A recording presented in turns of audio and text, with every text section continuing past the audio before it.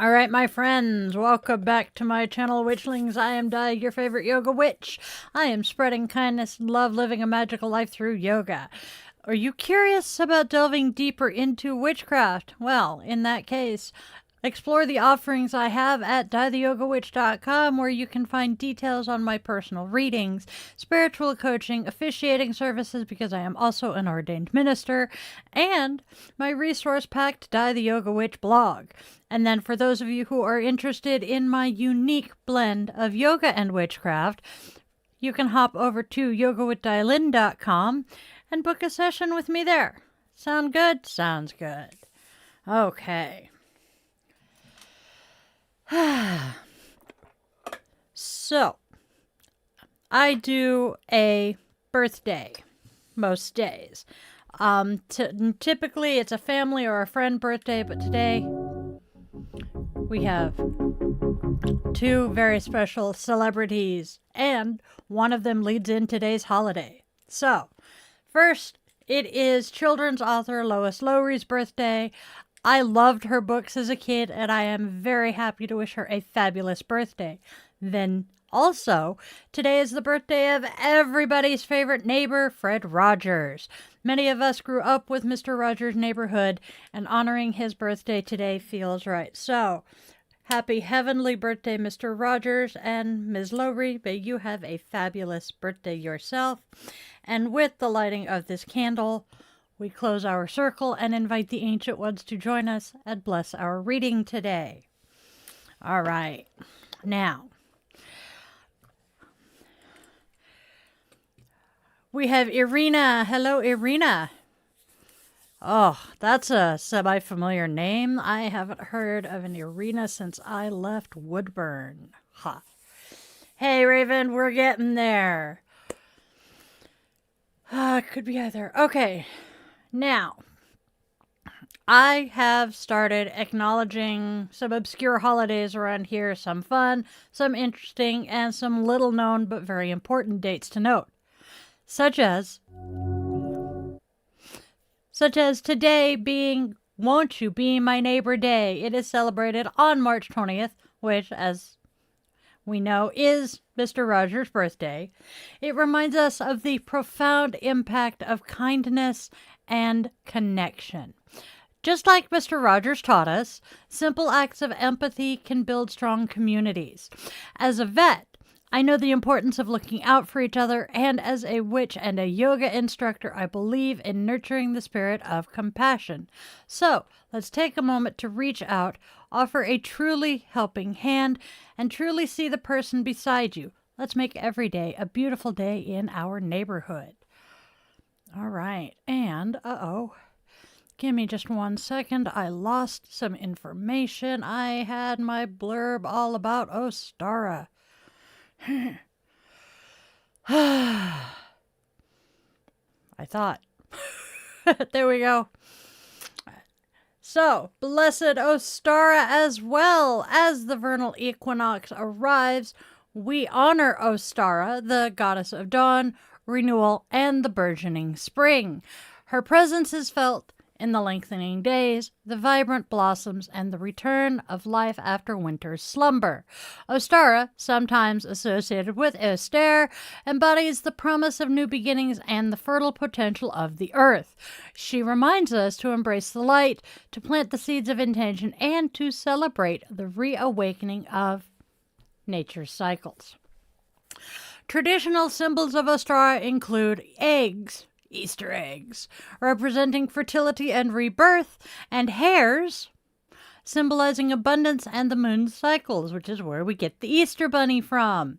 We see these symbols reflected in the natural world around us, as well as in the celebrations we hold to mark this sacred time.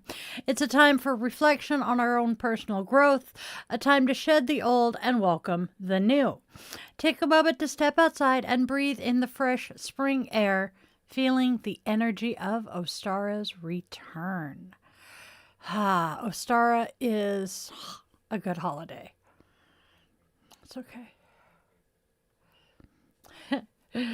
Okay, my friends, that is Ostara.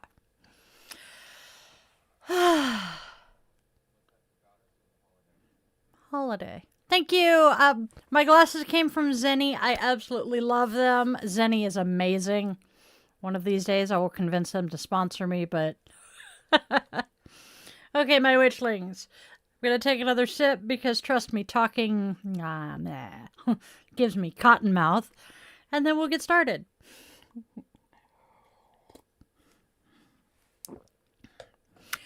All right, my witchlings. Welcome to Di's Daily Divination Draw, where we are reading the cards and having a whole lot of fun while we're at it.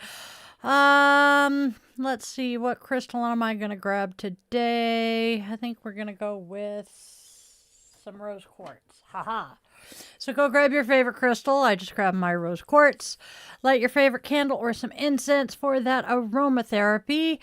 Cozy up with your cup of coffee or tea if that's your brew, and get ready to hear today's message. Don't forget to like, share, subscribe, and ring that bell for your daily dose of divination.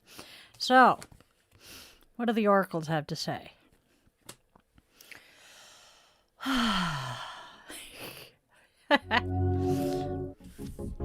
Okay, so our first card is a repeat. We've had this one quite a few times recently.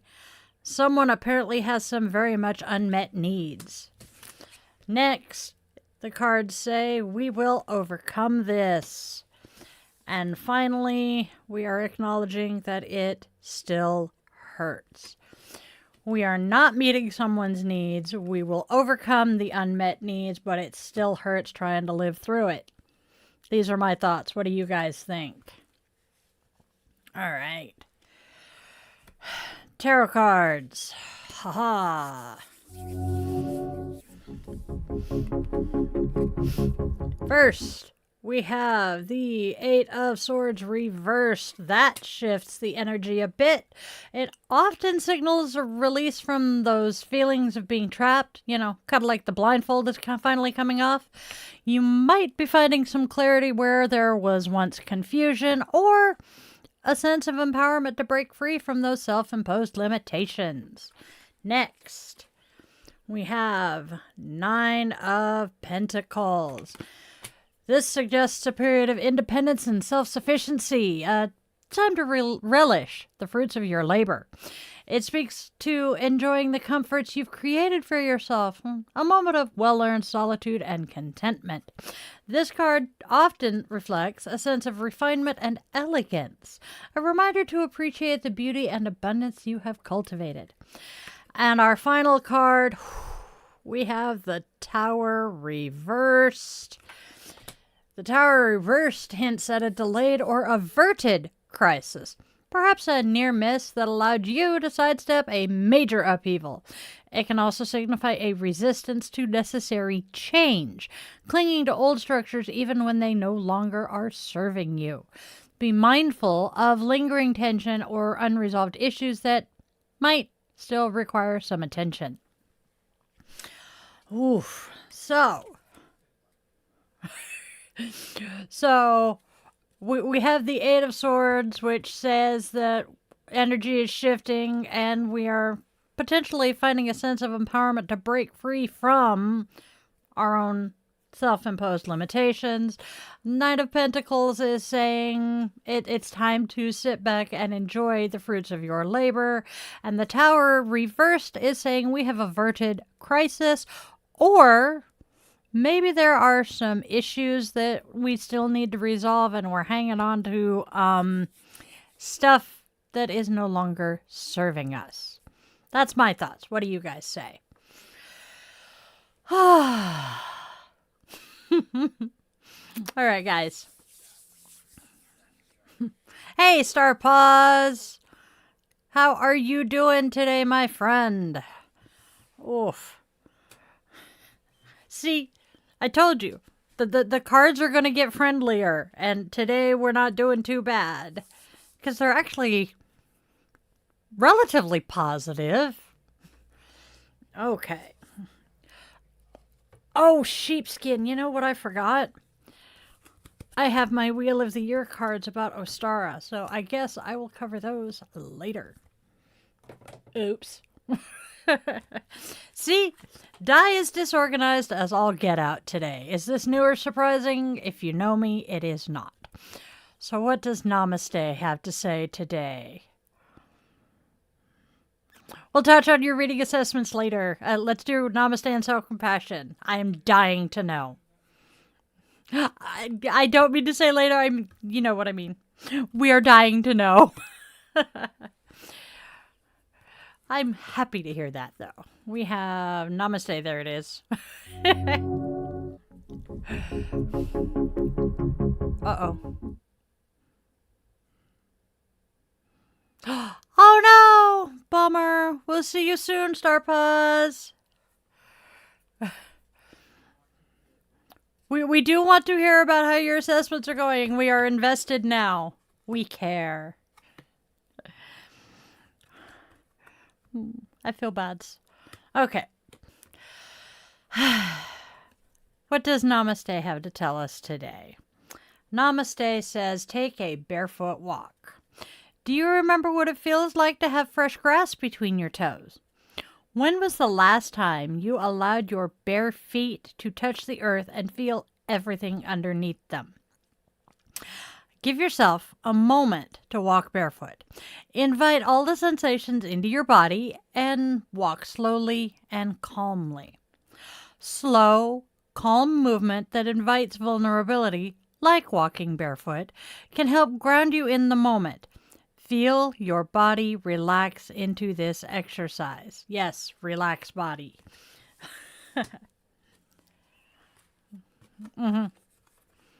Self-compassion?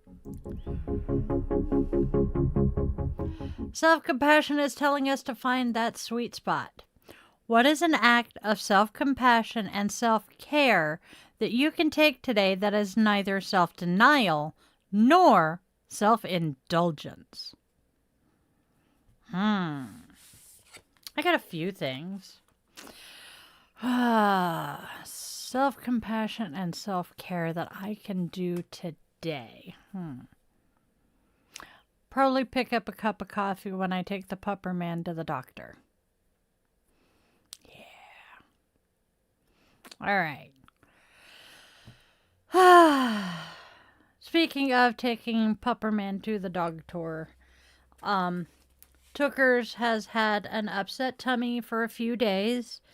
And so today, after Daily Draw, we are going to go to the dog tour and see what's going on. So keep the pupper man in your thoughts. Who is today's goddess? We have two.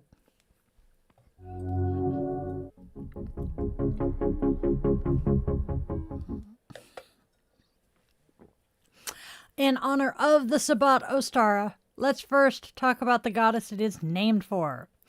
Eostar, often associated with the spring equinox, is a goddess of dawn, renewal, and fertility. While direct historical evidence of her worship is debated, her name is linked to the Old English month of Esterma, which corresponds with April. This connection to the season of rebirth is central to her modern portrayal. Think about the bursting forth of new life, the sprouting seeds, the return of birdsong, and the longer, brighter days. These are all reflections of Ostara's energy. She represents the balance of light and dark achieved at the equinox and the promise of growth and abundance to come. Many modern pagan practices incorporate symbols like eggs and hares, which signify fertility and new beginnings. So, when celebrating Ostara, consider honoring the themes of renewal, balance, and the vibrant energy of springtime. And then, in honor of St. Patrick's Day having been Monday, we are discussing Celtic goddesses this week. So, let's move on to goddess number 2. Do we have her picture? There we go. All right. So, goddess number 2 today is Badb. She is the wild card, the screech on the battlefield, the harbinger of chaos. Kind of appropriate with having had the tower 2 days in a row. She is part of the Morrigan's crew, and she is the one that whips up the frenzy, the battle lust, the raw animalistic energy that takes over in the heat of conflict. She's not about strategy or tactics. She is about the visceral, the primal, the sheer force of destruction. She's the crow that circles overhead, the one that makes your blood run cold, because you know she's there to witness the carnage, to claim the souls of the fallen. She's the raw, untamed aspect of war, the part that reminds us that it is never clean, never pretty, and never without a cost. She is also a shapeshifter, of course, like her sisters. Sometimes she's a crow, sometimes a hag, sometimes a beautiful but terrifying woman. She embodies the unpredictable nature of fate, the way things can change in an instant, the way a single moment can alter the course of history. She's a reminder that even in the midst of chaos, there is a kind of twisted beauty, a raw, untamed power that just cannot be denied.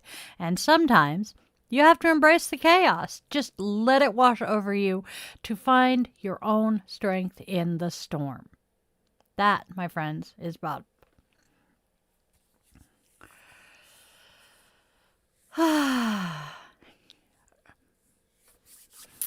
Yup.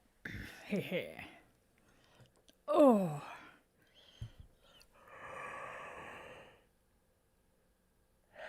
I run on caffeine and sarcasm, and I am apparently running low on caffeine right now. I am so tired. I still haven't recovered from daylight savings time changing. Oh, hate that. All right, my friends. Today's Zen.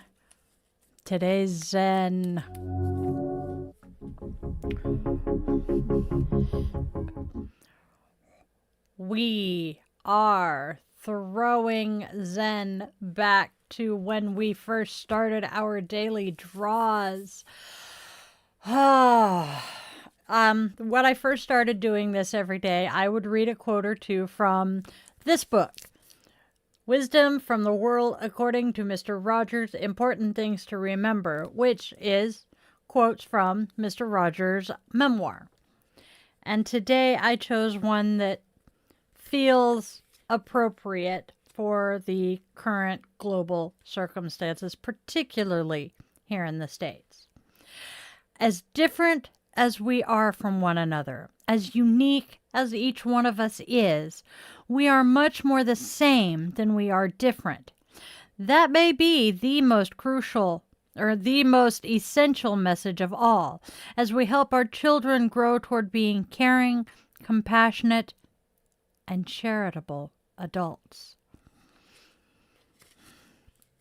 And that, my friends, is our moment of Zen for today.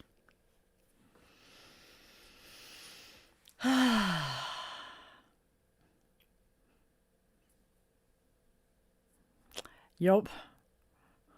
American Gods. I want to watch that so much more. What a little I have seen, it is really a good show. All right, my witchlings. It is time to wrap up for the day. So,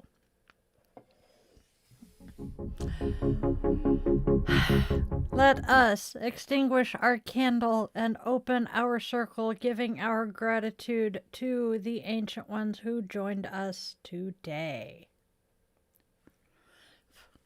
All right, my friends. Okay, Witchlings, now go out there and spread love, spread kindness, spread joy, especially today because it's also International Day of Happiness. Spread joy and make someone happy today. There is already way too much darkness in this world. Why do we want to add to it? Then go out and let your loved ones, human, scaly, furry, and feathered, know that you absolutely adore them, because you never know when that last opportunity is going to be. Trust me, that 2 a.m. phone call sucks. I am incredibly grateful for all of you Witchlings who have stuck around to the end of this. If you enjoyed this video, leave me a comment. The algorithm has a thing for 7 words if you can't think of it. Hey, look, Di, I made it. Yay! Yes, Panic at the Disco rules. And go out and have a wonderful, magical day filled with love and joy. Remember, you are loved, you are wanted, you are needed, and you do have a purpose here. I'll see you guys later.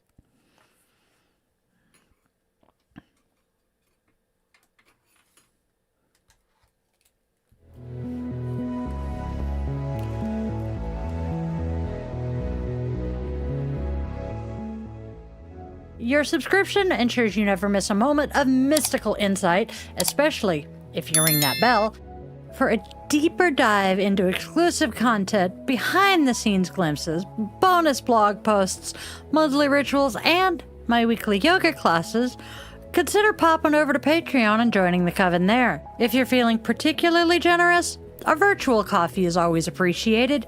This Gen X witch, raised on 80s vibes, thrives on caffeine and a dash of well-placed sarcasm.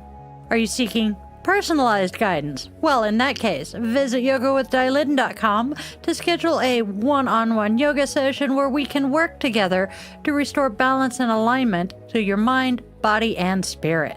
I'm honored to craft meaningful rituals and services for all life's milestones. House blessings, cleansings, spiritual life coaching, and personalized tarot and pendulum readings are also available. Check out those offerings at dietheyogawitch.com. Don't miss out on your daily doses of divination. Tune in tomorrow for another episode, Monday through Saturday, same bat time, same bat channel, 1:30 p.m. Pacific time. And there's even more enchantment to weave into your week. Join me for our weekly rituals. Sundays, let's all gather around the cauldron for coffee and cues with Di the Yoga Witch at 1:30 p.m. Pacific time on Sundays. Bring your favorite brew and we'll delve into the mystical and the everyday, answering your questions and sharing the witchy wisdom I've gathered over the last 3 decades. Thursdays, tune into Di the Yoga Witch podcast for a fusion of yoga and witchcraft designed to inspire and uplift. Friday and Saturday evenings at 8:30 p.m. Seattle time, we offer some unique experiences. Fridays are for relaxation and interconnection. We zen our way into the weekend and unwind with guided meditation or yoga nidra asana, tapping into your inner magic and bringing that magical life into your yoga practice. Saturday evenings, brace yourself for Bitch and Witch Angry Veteran Rants. I will be tackling current events that spark my passionate opinions, offering perspectives and suggestions for positive change.